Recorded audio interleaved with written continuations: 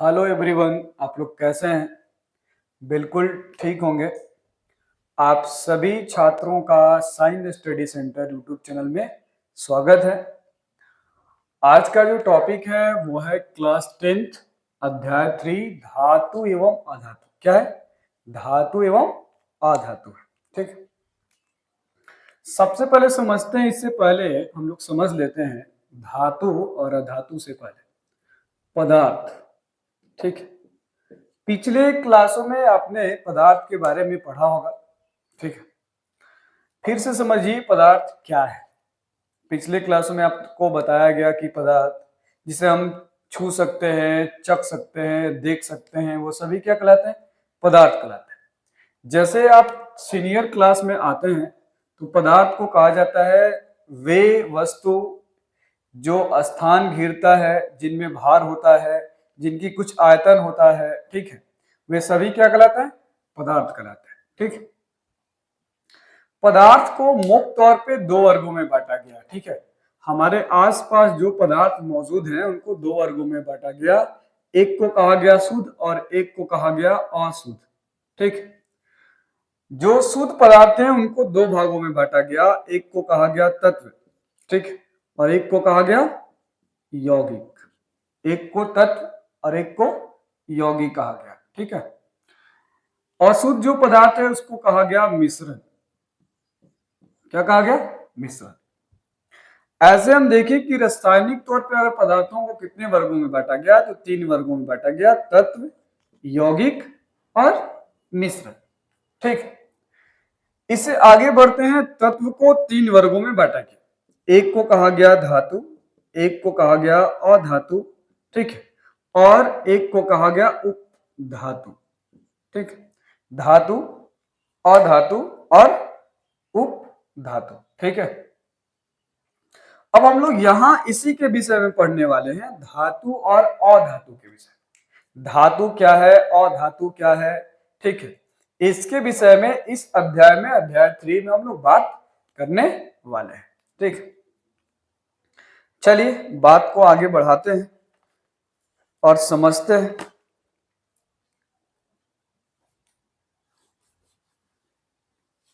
धातु एवं अधातु। ठीक है। करा कि तत्वों को तीन वर्गों में बांटा गया, जो अभी हमने आपको बताया। तत्वों को तीन वर्गों में बांटा गया।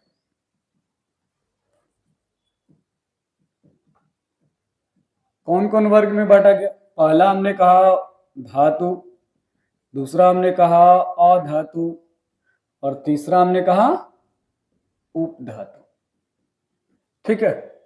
धातु, अधातु और उपधातु।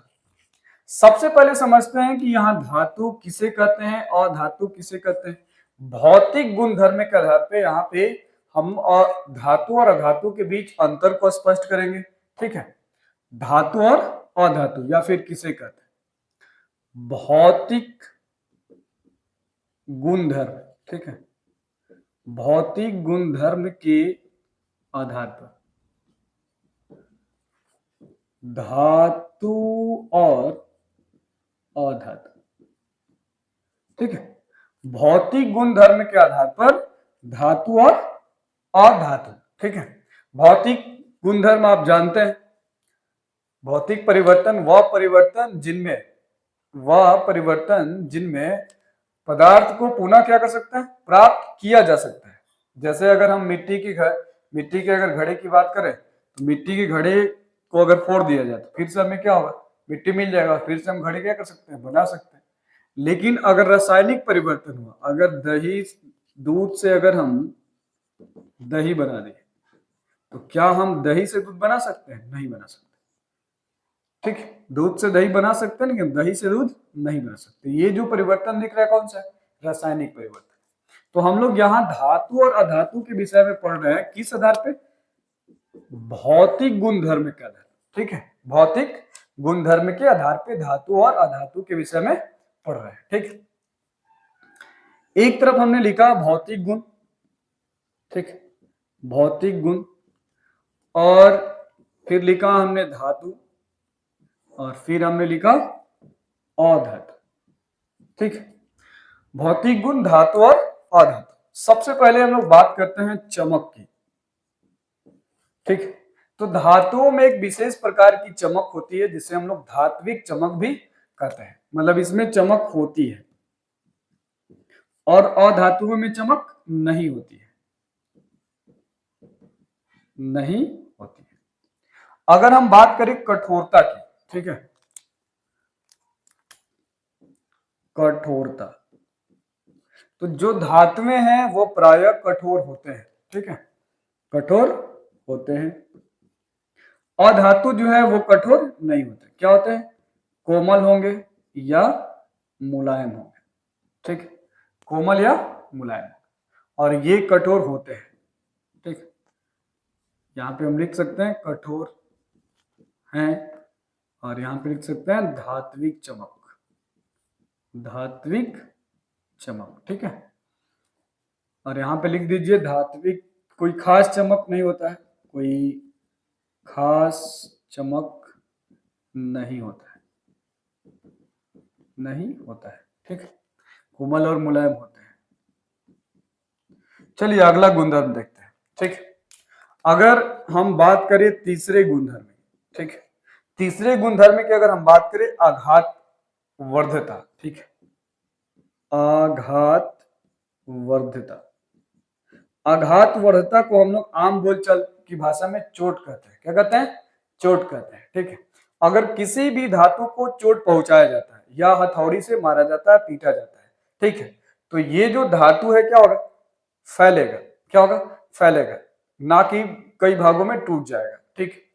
तो ये जो धातु है वो आघातवर्ध होते हैं, ठीक है, मतलब ये आघातवर्ध हैं, ठीक, आघात वर्ध है, जबकि अधातु के पास आघात वर्ध नहीं होता। अगर इसे बार बार हम इसको पीटते हैं या फिर इस पे हथौड़ी का चोट लगाते हैं तो ये जो अधातु है क्या होगा, टूटकर कई भागों में टूट जाएगा, कई भागों में बिखर जाएगा, ठीक। तो इसको हम लोग भंगुर कहते हैं, क्या कहते हैं, भंगुर, ठीक। अधातु कई भागों में टूट जाएगा और टूटकर क्या बनाएगा, टूट जाएगा अलग अलग भागों में, जिसे हम लोग क्या कहेंगे, भंगुर। तो ये अधातु जो है वो क्या है, भंगुर है, ठीक। चलिए अगला देखते हैं गुणधर्म चौथा, तन्यता। तन्यता में क्या होगा, धातुओं को हम लोग गर्म करके या रासायनिक क्रियाओं द्वारा या ऐसे पीट कर क्या कर सकते हैं, लंबी चादर की तरह या लंबे तार में क्या कर सकते हैं, कन्वर्ट कर सकते हैं। इसका मतलब इनमें तन्यता होता है, ये तन्य होते हैं, तन्य होते हैं, जबकि अधातु तन्य नहीं होते हैं, तन्य नहीं होते हैं, ठीक है। इसके बाद बात करें पांचवा, चलकता, ठीक।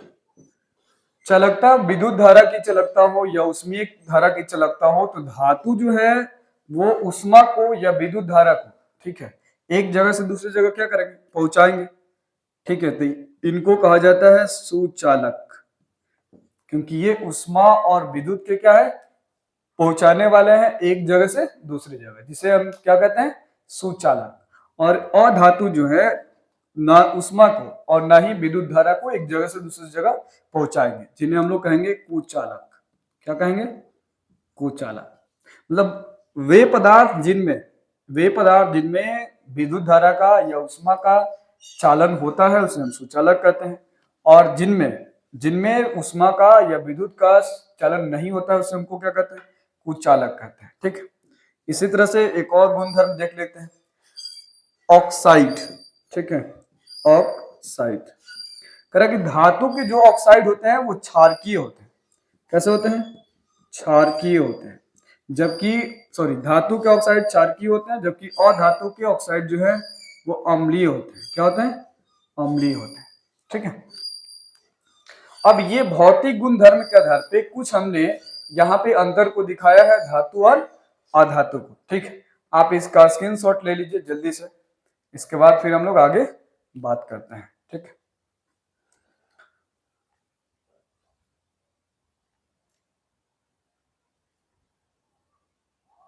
चलिए इसका आपने स्क्रीनशॉट ले लिया होगा, चल देखिए और कुछ मुख्य बातें जो क्या है वो समझ लेते हैं, ठीक है। भौतिक गुणधर्म के आधार पर, धातु और अधातु।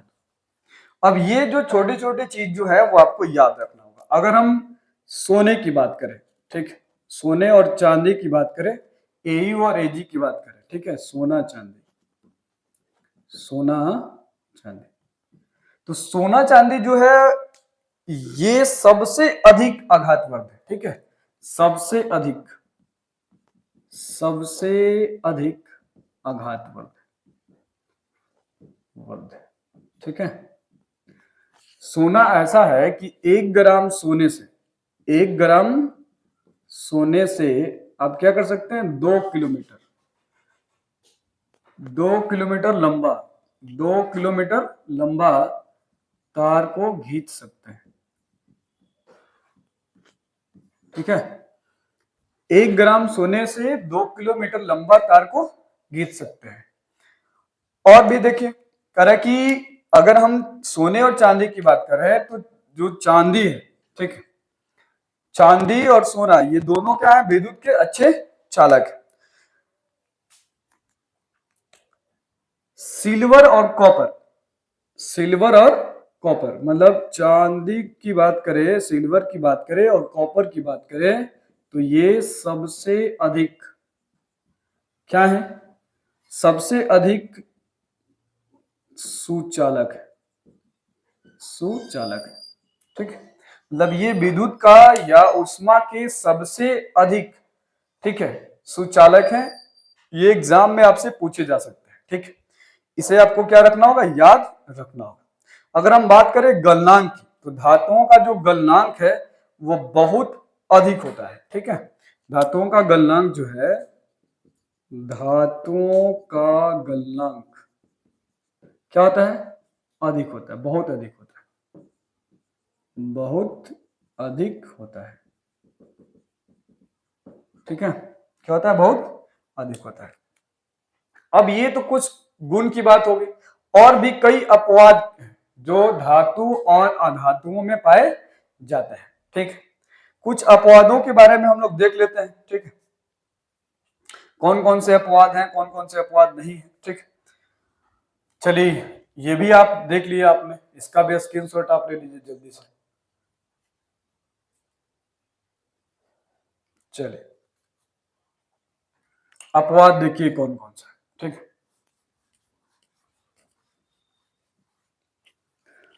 भौतिक गुण धर्म के आधार पे हम यहाँ अपवादों को देख रहे हैं, ठीक है। अपवाद ध्यान से समझिएगा क्योंकि अब जो अपवाद है वो एग्जाम में पूछे जाते हैं, ठीक है। अपवाद पूछे जाएंगे और जो हम अभी गुण धर्म बता रहे हैं आपको वो एग्जाम में पूछे जाते हैं, 1 नंबर में आएंगे, ठीक है।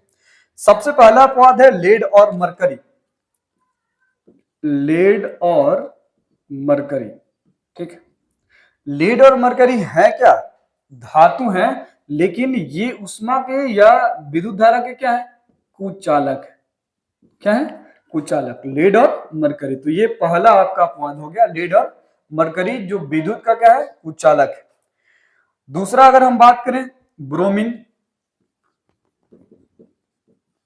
देखिए जितने भी धातु हैं सभी ठोस अवस्था में पाए जाते हैं, जो कि जबकि ब्रोमीन जो है, ठीक है, और मरकरी भी है जो द्रव अवस्था में पाया जाता है। किस अवस्था में पाया जाता है, द्रव अवस्था में पाया जाता है। इसमें आप एक और जोड़ दीजिए, मरकरी, मरकरी भी किस अवस्था में पाया जाता है, द्रव अवस्था में पाया जाता है, ठीक है। मरकरी या हम इसको Hg भी कहते हैं, पारा भी कहते हैं, इसका इस्तेमाल थर्मामीटर में किया जाता है, ठीक है।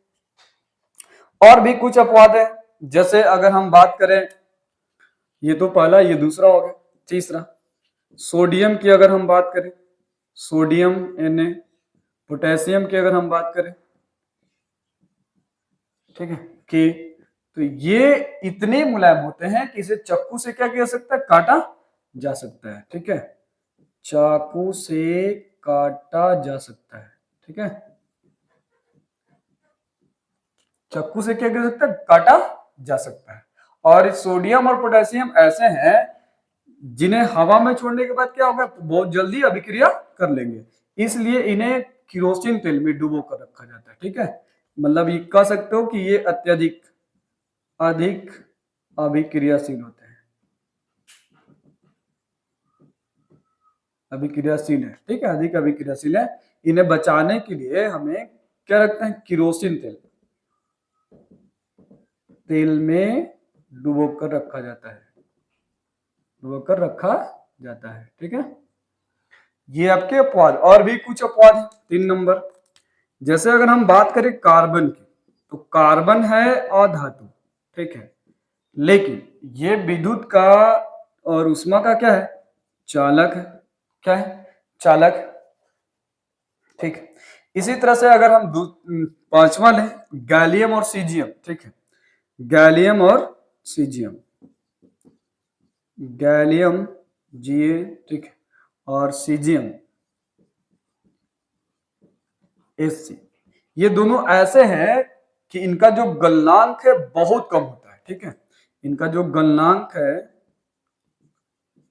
बहुत कम होता है, किनका, सीजियम और गैलियम का जो गलनांक है वो बहुत कम होता है, ठीक।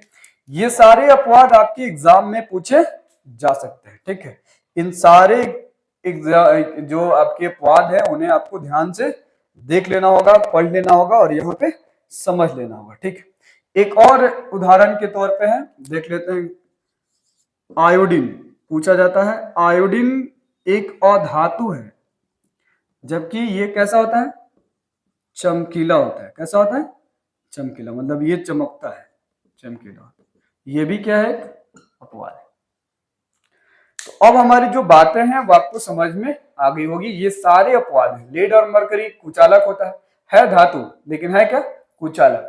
मरकरी और जो ब्रोमीन है ये भी धातु ही है, ठीक है, ये दोनों क्या है, धातु है, जबकि ये है किस अवस्था में, द्रव अवस्था में। इसी तरह से सोडियम और पोटेशियम ये भी धातु है, जबकि ये चाकू से काटा जा सकता है, मतलब इतने मुलायम होते हैं, इतने मुलायम होते हैं कि आसानी से चाकू से क्या कर सकता है, काटा जा सकता है।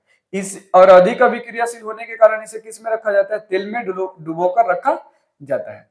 कार्बन जो है, कार्बन अधातु, लेकिन ये क्या है, चालक है, ठीक है।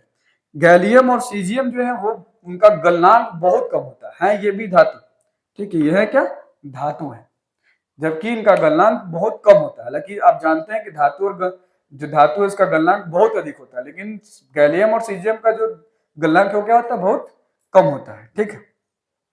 इस तरह से आप देख रहे हैं कि जो यहाँ आयोडीन है, आयोडीन एक तरह का धातु है, लेकिन फिर भी ये क्या है, चमकीला है, क्या है, चमकीला है, ठीक है। कार्बन में आप एक नाम लिख सकते हैं, गिरिफाइट, ठीक है, कार्बन का एक अपरूप है गिरिफाइट, जो विद्युत का क्या है, चालक है। तो आज हमने पढ़ा भौतिक गुणधर्म के आधार पे धातु और अधातु के विषय में हमने पढ़ा। अगले क्लास में, अगले नेक्स्ट वीडियो में हम धातु और अधातु के विषय में रासायनिक गुणधर्म के विषय पे क्या करेंगे, चर्चा करेंगे कि धातुओं का और अधातुओं का रासायनिक तौर पे, ठीक है, रासायनिक गुणधर्म के आधार पे कौन कौन से गुण है, कौन कौन से अंतर हैं, ठीक है, उनके विषय में हम लोग नेक्स्ट वीडियो में, अगले क्लास में हम लोग पढ़ेंगे, ठीक है। तो अगर ये वीडियो अगर आपको अच्छा लगे तो इसे लाइक कीजिए, सब्सक्राइब कीजिए और शेयर करना ना भूलिए, ठीक है। और अपना ध्यान रखिए, मन लगाकर पढ़ाई कीजिए। साइंस एक समझने का चीज है, समझिए, बेहतर ढंग से समझिए। अगर कोई भी डाउट होता है तो आप कमेंट बॉक्स में जरूर लिखिए, ठीक है, या और भी कोई डाउट हो या कोई भी सुझाव हो तो आप हमें कमेंट बॉक्स में लिख सकते हैं, ठीक है, कमेंट कर सकते हैं। थैंक यू, मिलते हैं नेक्स्ट क्लास में। ओके, बाय, टेक केयर, अपना ध्यान रखें।